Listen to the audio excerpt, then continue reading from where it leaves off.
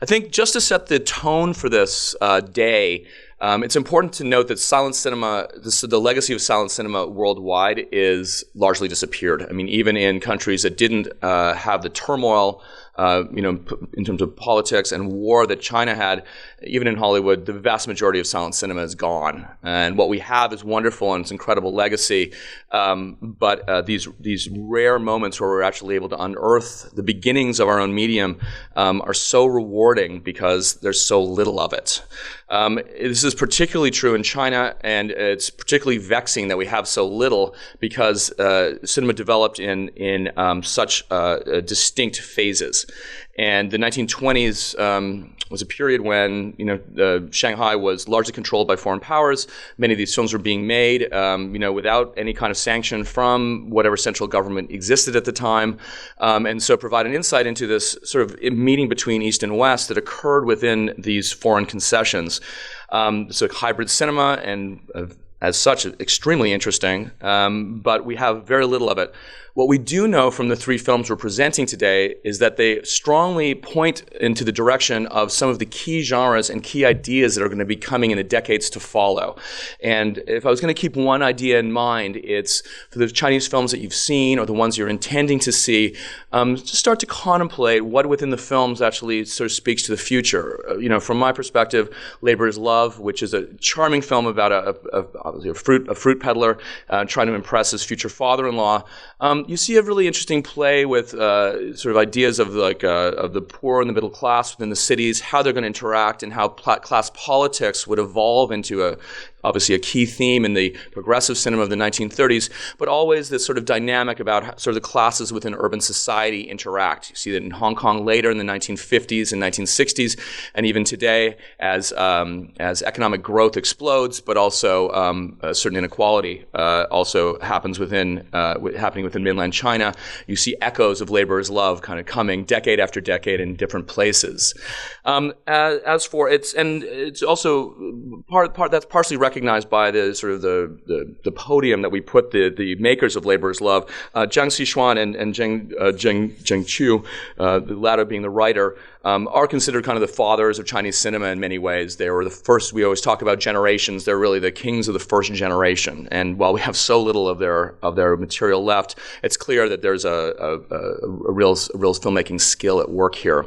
Romance of the Western Chamber by Li Minwei is a different thing entirely. It's a fragment of a film, although a coherent one. So you'll get a good sense of the film, and really sort of points to the epic making that's going to be coming a little bit later in Chinese cinema, and a kind of almost like we use the Indian cinema term masala sometimes. There's a little bit of everything here. So there's romance, there's sort of epic costume drama, and a lot of sort of swashbuckling fun that takes place as well as some interesting combat scenes. Which are filmed and provide a little bit of context for martial arts cinema to come. Finally, after the break, we're going to be seeing Red Heroine, which really is one of the films that sets the stage for the martial arts films to come. We're going to spend some time talking about this, but soon after Red Heroine came out, martial arts films were officially banned, and then within a few years, not seen really on Chinese screens anymore for all sorts of different reasons. But of course, they become popular again in the 1960s in Taiwan and Hong Kong, and in many ways defined Chinese cinema for the rest of the world to follow. So, with those ideas in mind, I'll leave you, and we'll return to you again in about an hour and 15 minutes to discuss our first two films, Labor is Love and Romance of the Western Chamber. Thanks very much.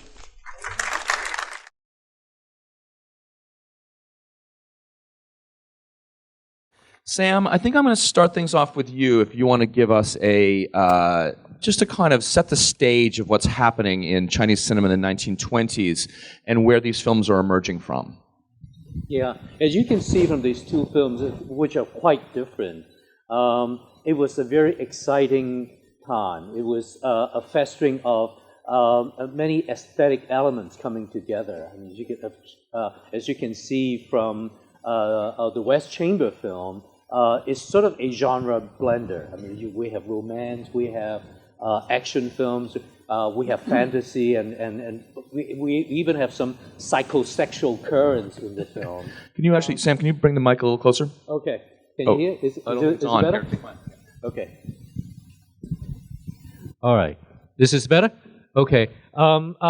I hope you have, okay, maybe I'll repeat what I said just now because Noah has made it a point that make sure that everything is recorded. These two films were made at a time it's a very exciting time, and that is a time when many different thoughts are coming together. As you can see, especially from the second film, which is basically a genre blender. We have elements of romance, we have elements of action, we even have elements of psychosexual drama. In fact, these two films came out at a time of great cultural and intellectual bombardment and conflict, because the early 20th century, which kind of coincides with the birth of cinema, was a time when China was going through a difficult time, when different thoughts are being tested and introduced and contested and abandoned and adapted and abandoned and reintroduced, readapted and reabandoned. So it's a really exciting time that you can see on screen in almost every detail. But on the other hand, it's also a very confusing time, because when new thoughts are being introduced and adapted and abandoned, the people, including the intellectuals themselves, were very, very confused. And you can see that in the film. The catalog mentioned that the May 4th movement was a major factor in the film, but of course, right before our panel, we have some discussion among our panelists, and we have some very, very interesting and enlightened ideas being thrown out. Sam, do you want to just give the audience maybe just a taste of what the May 4th movement was and why it cast a shadow? Yeah, the May 4th movement, of course, happened in 1919, 7 years before the West Chamber and 3 years before the Love of Labor. It was I guess a accumulation of many ideas of the Chinese people being fed up with the time, being threatened by the increasing obviousness that the Chinese traditional thoughts are archaic and not suitable for modern times, and the cry for modernity was so strong that it kind of boiled into a protest by students in 1919 in Beijing. Of course, it also has to do. There was nationalistic fervor in that the May 4th demonstration were reactions against the government's perceived weakness in dealing with foreign powers.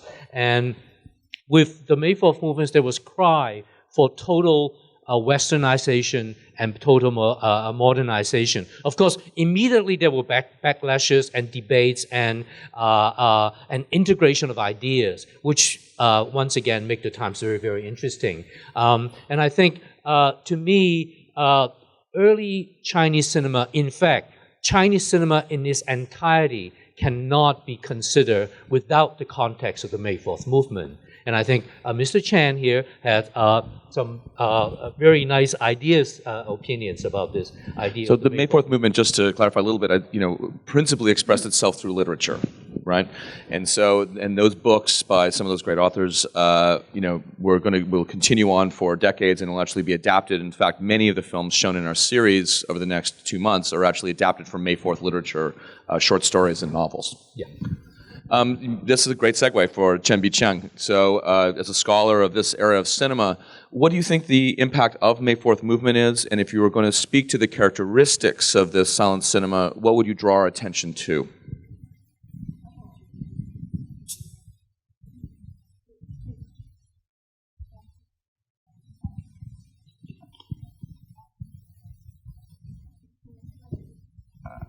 And I want to introduce something first. Okay.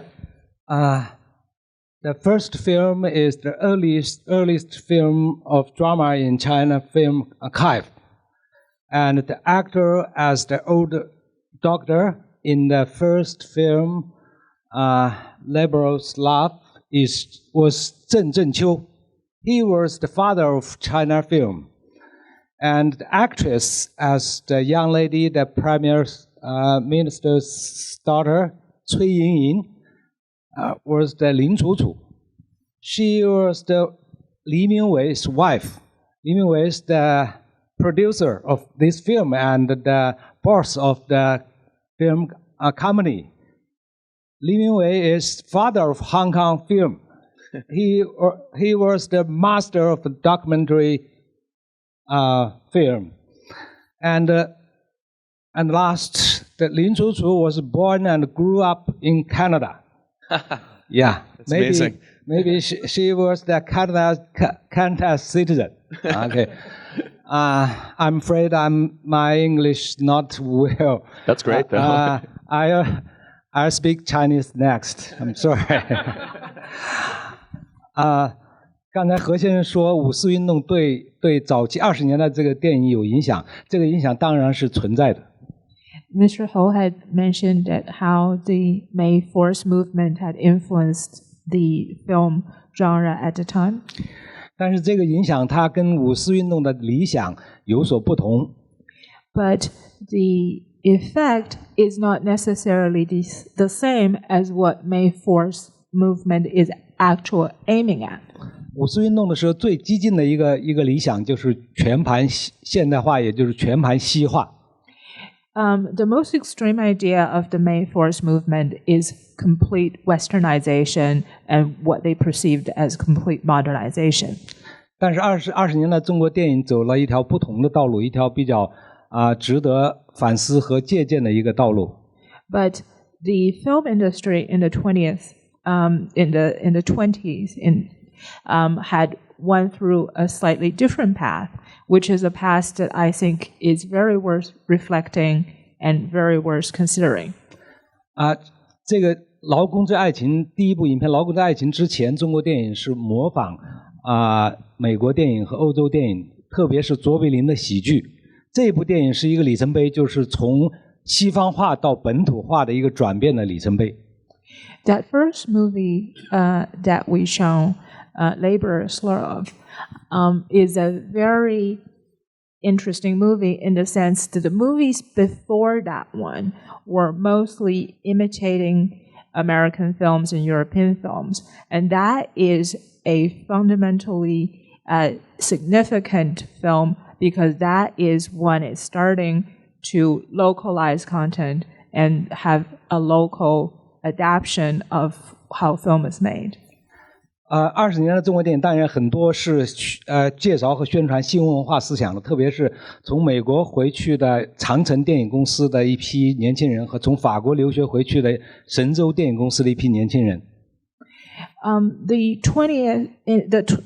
films in the 20s are mostly from the Great Wall Company, which is a group of young people who came back to China from the United States, and then the God Continent group, which is a group of people who came back from France. Yeah. 但是观众对宣传新文化的这些影片兴趣不是人们想象的那么大，所以票房不好，所以这几个公司到20年代末就全部关闭了。But people's reception of film who is really, really propagating Western ideas are actually not as what they expected. It was not actually received as well as they were hoping. So these film companies, towards the end of the 20th, actually had to close down. 所以第二部影片是另外一个里程碑，就是本土化以后，中国的这种观众，特别是东南亚的华侨观众，他对中国当代的这种生活兴趣远远没有对中国古代的这种生活的兴趣古代文化、古代历史、古代民间故事的兴趣那么大。So the second film record another change in the reflection of what kind of audience wants. Chinese audience, especially Chinese audience overseas at a time which is in Southeast Asia, their interest at the time was much more interested in the ancient Chinese culture rather than the current Chinese culture. So they are much more interested in the Chinese folk stories, ancient stories, and culture and stories that reflect older Chinese traditions. 所以古装片不仅仅是中国的观众找到自己的这个根，同时也在这个商业上找到自己的这样一个卖点，从而使中国电影工业得以建立和巩固。So the older costume dramas not only is a focal point that where Chinese film industry found its cultural root, it's also how it found its commercial success. So that's how Chinese film industry from that point on was able to continue. 也许这也是一种新文化的形式。And that we can still say is still a new culture. Absolutely. Thanks. It's one of the interesting things when we first saw Romance of the Western Chamber is that it has French intertitles on it, and so I'm curious about the interplay between the fact that most of these films were being made in Shanghai. Shanghai was principally occupied by foreign powers. What was that dynamic like in terms of how film was being made? Bart, do you want to jump in here, and maybe we'll go back to Chen Biqiang on this? Well, first, I think it's important to keep in mind, because you mentioned the export market for Chinese films, what the exhibition situation was like. I could be wrong, and I wait to be corrected, but in fact, movie theaters were pretty much on the East Coast, in the East Coast cities. The figure often given is, at the time of the Chinese Revolution in 1949, 10% of the Chinese population had ever seen a movie. So there was really a fringe of movie-going on the coast, right? So an export market like Southeast Asia would have a significant impact on the kinds of films that would be made because that audience was absolutely necessary. And this is also true of films being exported to American Chinatowns, would have an influence on how things were shaped. And as you pointed out, when people are emigres from their home base, they really appreciate movies that represent their, let's say, dream of the past of their country. So that seems to have been an important dynamic. Secondly, Chinese films were not shown to an audience that only got to see Chinese films. Right? In these cities like Shanghai, Beijing, most of the films that were shown were imported films. A great many Hollywood films and European films. And part of the struggle of the 1920s is to make films that could compete in the better movie houses, right, with imported films, okay, as opposed to really sort of small, cheaper films that would be shown, we might say, outside the concessions. Right? So the dynamic here was fairly complicated, but a little bit narrower than you might think. It isn't like people all over China were flocking to the movies. In fact, very few people went to the movies. And I believe that for the most part, movies were pretty expensive as an entertainment in comparison to, say, going to Beijing Opera. Am I right about these points? Yeah, more. I think this one. I also wanted, like, in terms of how May 4th and movies are, in some way they're related to each other, in some way they're not. But I think because it's also the very interesting thing how it reflects the conflict between the elitists and the masses. I think, the May 4th movement is basically something that's championed by the educated, the intelligentsia. And what makes movies so interesting is that movies always have a life of its own. It's the people who went to see the movie who dictate the movies. And I think what Mr. Chen said about how the people wanting to see a certain kind of film and not want the elitists, the intellectuals, wanting them to see. I think, and that we can also continue with our discussion on martial arts films later. Absolutely. I think I'll give the last word before we take a little bio break here. But Chen Biqiang, do you have anything else to add on any of these topics before we move on?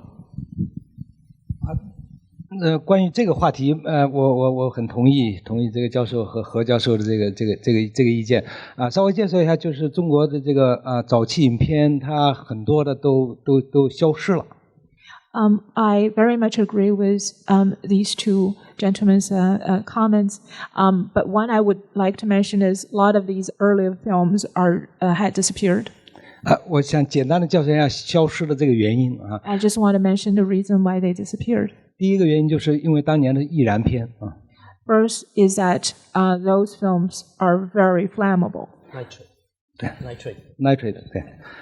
第二个原因是很多的这个小制作公司他买那些便宜的这个正片来代替这个副片。So there were a small company that purchasing the films the films in order to replace them. 对，第三个原因是很多的小公司就在1920年代上海一年曾经产生过100多个那个电影公司，小公司经常只拍一部影片，然后他一部影片就关门了以后就不知道到哪去了，这些片子永远收不回来。So, and there are also a lot of really small film studios at the time. There will be small, at one point there was almost over 100 film studios in Shanghai. So these small studios perhaps would only be able to produce one film and then they close down. So these films, it's very difficult to recover. 第四个原因是1949年新中国成立的时候接收了很多的影片，但是那个时候没有中国电影资料馆，所以很多的影片在各地收集的这些影片保存不善，也毁坏了很多。And there's also, before 1949, before the government was formed, they did collect a lot of films, but at the time they were not, the film archive didn't exist at the time, so it was not proper preservation and storage, so a lot of them ended up disappearing as well. 第五个原因，还有一些地方的这个接收的这些官员，他觉得那个49年以前的很多的影片是封建迷信，是文化垃圾，所以他不太重视，就毁掉了很多。And there were also local officials who received and collected these films, considered these films are cultural garbage from the past. So they actually destroyed some of it. 最后一个原因是建国初期中国经济困难，所以有很多的胶片要送回化工厂去提炼银。At the end, there's also, because of the financial difficulties at the very beginning of the People's Republic, some film actually went to recycling in order to abstract the silver from the film. 好在中国电影资料馆人学会了保存自己的遗产，要花100倍的努力去在全世界收集我们的20年代到40年代的这样一些古老的影片。But now, fortunately, we have the Chinese Film Archive, and we are trying to put out 100 times more effort throughout the whole world in order to collect back these earlier films from the 20s to the 40s. Fantastic, and this is evidence of them too. I thought those prints were just gorgeous, so congratulations on your efforts. We are going to take a little break right now. When we return, we'll start right into Red Heroine. It is the only surviving section of a 13-part serial that was 13 feature films, very popular, called The Red Knight Errant.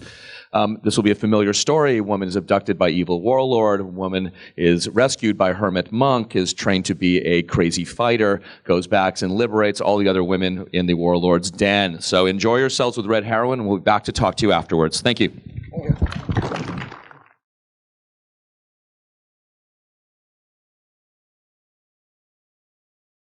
I was thinking we might start with just maybe setting the scene a little bit. So where martial arts cinema comes from in the 1920s, what it emerges from, what traditions this is sort of embodying.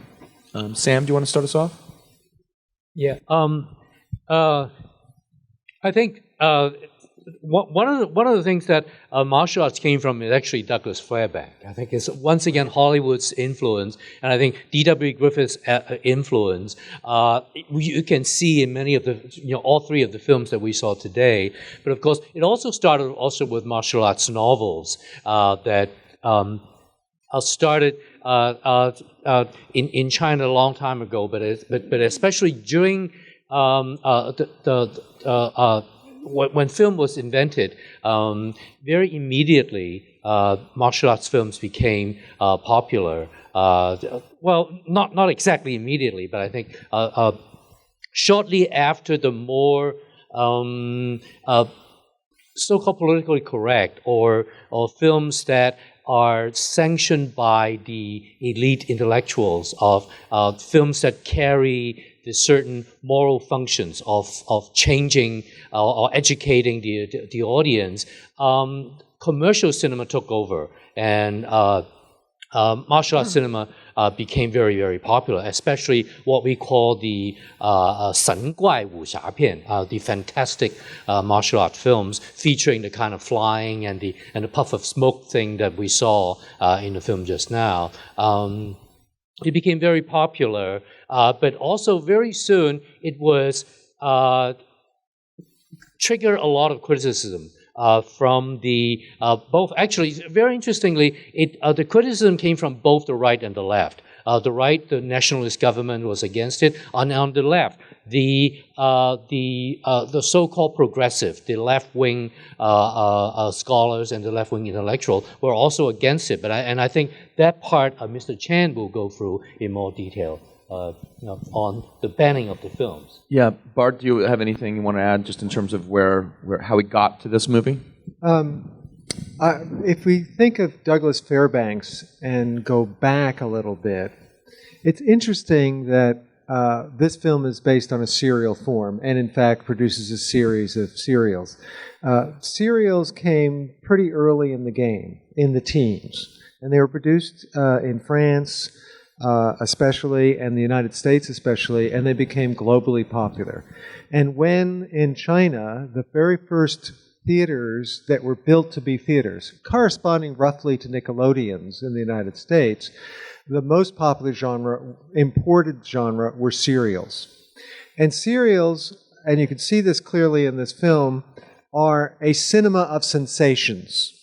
Right, that they deliver, you might say, shocking and exciting sensations. And in this film, not only the action, but you might have noticed the rather unhappy women wearing tinsel bras and BVD kind of underwear, sort of moaning around, right? That's sensational, right? That display of flesh. So it's a cinema of sensation, and let's say that everywhere where cinema appears, some version of a cinema of sensation takes form.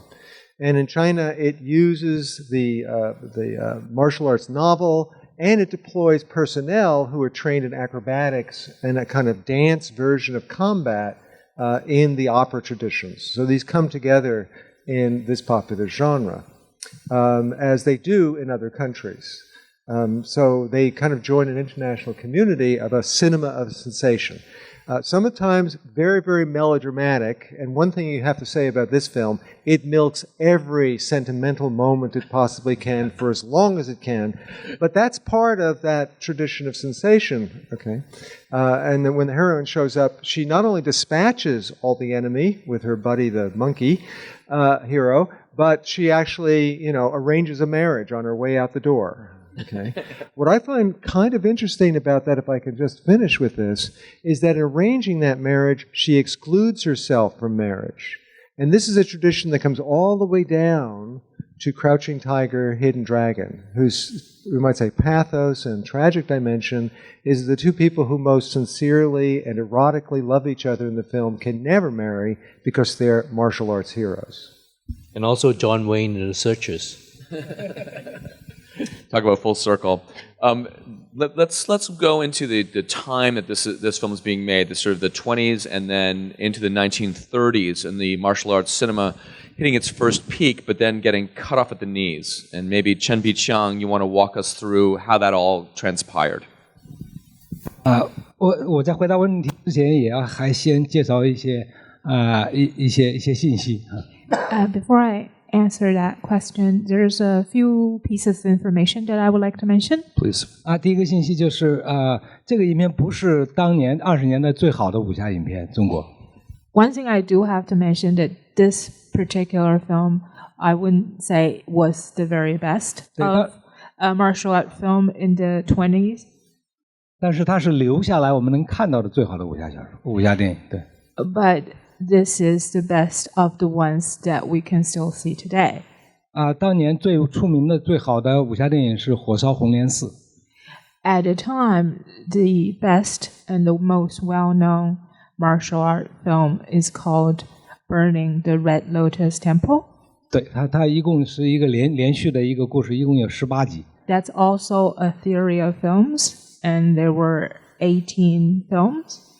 刚才这个何先生说到中国武侠电影的这个源头，我想它有几个。And Mr. Ho had mentioned the origin of the martial art films of Chinese martial art films. 武侠电影的真正的这个文化源头，应该是中国唐朝就开始的这样拳勇小说，就是武侠小说。The martial art film come from the tradition that start from the Tang Dynasty. That's where martial art novels started. 第二个来源是中国的京剧舞台上经常有武打。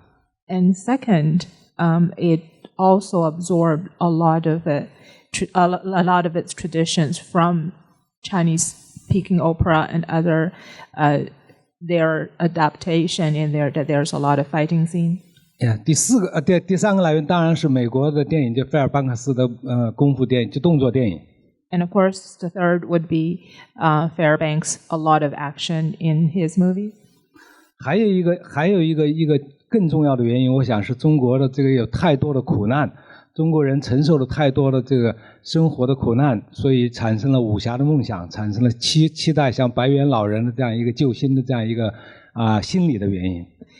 And another one that's actually quite important is the suffering that a lot of everyday people in China at the time was going through. So they're going through a lot of suffering. So through that suffering, they fantasize about people such as the monkey master, and that type of people will come and save them. 所以武侠电影是中国的特有的中国童话。成人的童话。So, martial art films are a very special form of Chinese fantasies. It's fantasies for adults. 从20年代到1931年，中国产生了400多部武侠电影。So, from the 1920s until the 1930s, there were over 400. 1931. Until 1931, there's over 400 martial art films that was produced in China. 今天看的这部电影的这个公司友联电影公司是一个专门生产武侠电影的公司。And the company that produced this particular film, this company designates to produce martial art films. 这部电影这部电影的导演文艺明就是这个公司的老板之一。So the director Wen Yiming is one of the owners of the company. 他也是现实当中的这个红霞的这个女主角的这个丈夫。And he's also the main actress, the red heroine's actress husband. The actress, the famous kung fu star in the 1920s. So that woman is the action film star of the 1920s. 这对夫妇后来去了香港，然后把大陆的这个武侠电影的这样基本技巧和思路传播到了香港。当然还有一批人。This particular couple went to Hong Kong afterwards, and they brought a lot of the martial art traditions and techniques to Hong Kong. And with them, there was also a lot of other film personnel that went to Hong Kong as well. 武侠电影在1931年突然被禁，是有几个原因。And in 1931, martial film suddenly got banned, and there were several reasons why that happened. 第一个原因是特别奇怪的一个原因，是因为中国新文化运动提倡科学和民主。One reason, the first reason is actually very interesting, which is the new cultural revolution in China. They want to emphasize on being scientific and also emphasize on democracy. 在就是1927年到1931年，中国2次电影的就审查立法，2次审查立法当中都把武侠电影，特别是神怪电影视为不科学的封建迷信。So there were two times when there were censorship happened in Chinese film industry before that, and both those two times, the censors rated these type of films, martial art films, especially fantasy martial art films, as superstitious, as anti-science.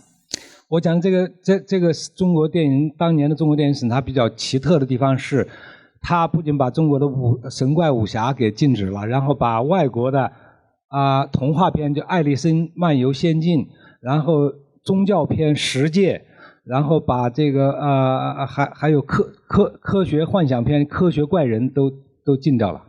So the censorship at the time is very interesting. So not only they banned these type of martial art films, Chinese martial art films, they also banned a few other Hollywood films, such as Alice in Wonderland. They banned the Ten Commandments, and they also banned some science fiction movies. Frankenstein. Oh, that was Frankenstein. So they also was under the category of being unscientific. 可见中国人太想追求科学了，所以用非常不科学的方法来对待电影。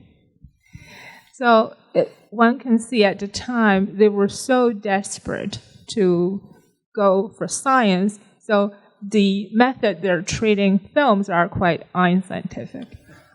用科学的尺子去量艺术的想象是非常不科学也不理性的。So they use the very specific scientific measurement to measure the creativity of art. That itself is very unscientific and very irrational. 第二个原因就比较简单明确，就是1931年是中国的一个国难之年。1931年因为日本军队侵入了中国东北三省。The second reason is actually a simpler one, which is it was in 1931 that China had suffered another very significant event. That's when the Japanese army invaded the northeast of China. 然后从这开始，中国的这个导演和中国的观众都在国难当中都反对这样的武侠电影。So during this particular difficult time, both the directors and the audience felt that they should resist these type of films. 第三个原因也很好玩，是中国很多这个批评家认为这个武侠电影会让年轻人学离家出走或者学会打架，所以也要呼吁禁止武侠电影。And the third reason is also very interesting, which is the critics, a lot of film critics at the time, felt that watching these type of martial art films would create an effect on the young people, that they would leave homes and that they would get into fights. So that was also a reason why the critics actually promoted to ban this type of films as well. 这是1931年武侠电影突然被禁的一个就几个具体的原因。So it was under those reasons that in 1931 that all martial films got banned in China. 要说明一下，就是香港电影其实武侠电影一直在作为商业片的一个类型一直在延续。1949年，就是何先生他会有一个 panel 讲到黄飞鸿，就是1949年中国另外一个更巨大的一个系列，就黄飞鸿系列在香港诞生了。And another thing I would like to mention is that Hong Kong had a continuity of having martial art films, and it was in 1949 that a very big franchise in Hong Kong martial art films, Huang Fei Hong, Mr. Ho would talk about it, and one of the movies is shown here as well, and that was created at that time. 黄飞鸿也许是世界上最长的电影连续电影，到现在可能有超过100部电影了。黄飞鸿。Huang Fei Hong perhaps is the largest film franchise that's in existence. So from that time until now, there were over 100 films of Huang Fei Hong franchise. 对，台湾是到60年代以后也解禁了武侠电影，也开始拍摄武侠电影。Martial art films started to be produced in Taiwan as well. They started in the 1960s. 只有中国大陆禁止武侠电影，从1931年到1981年，李连杰的《少林寺》一共50年。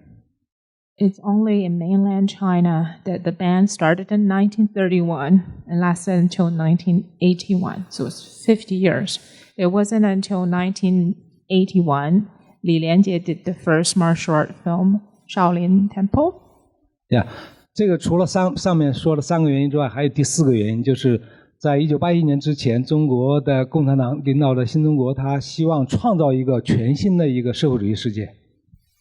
Another reason that needs to be mentioned is that after the form of the People's Republic, the leaders of the government, they want to create a completely new world. 特别希望跟中国的传统决裂，希望跟中国的传统离得越远越好。They really want to abandon a lot of these old traditions. They want to be as far away from these old traditions as possible. 但是历史的走向往往超出人们的意志。But the way history flows is quite often very unexpected. 所以武侠电影到80年代又再度繁荣起来，并且成为中国人贡献给世界电影的一个特殊的类型。唯有武侠电影是中国独有的一个特殊的类型。So, martial art films became really prosperous in the 1980s, and it became a very interesting product that Chinese culture gave to the world, and it's a very unique Chinese cultural influence. 而且武侠电影后来还贡献了 Bruce Lee、Jack Chen 等世界级的巨星。And so through that, it produces people like Bruce Lee, Jackie Chan, some really huge international stars. 我们中国人在为武侠电影贡献给世界骄傲的同时，也不要忘记早期的这个武侠电影。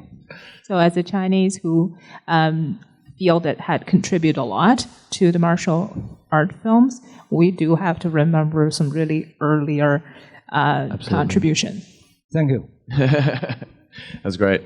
I want to ensure that we have a little bit of time to maybe take a question or two just before we break. I think we have a little bit of time, so if anyone has something, maybe we can get you the mic.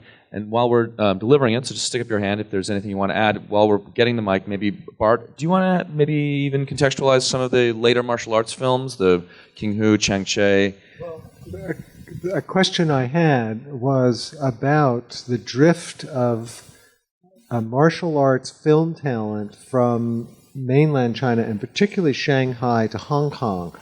When do these people pack up and begin moving to Hong Kong and setting up business there?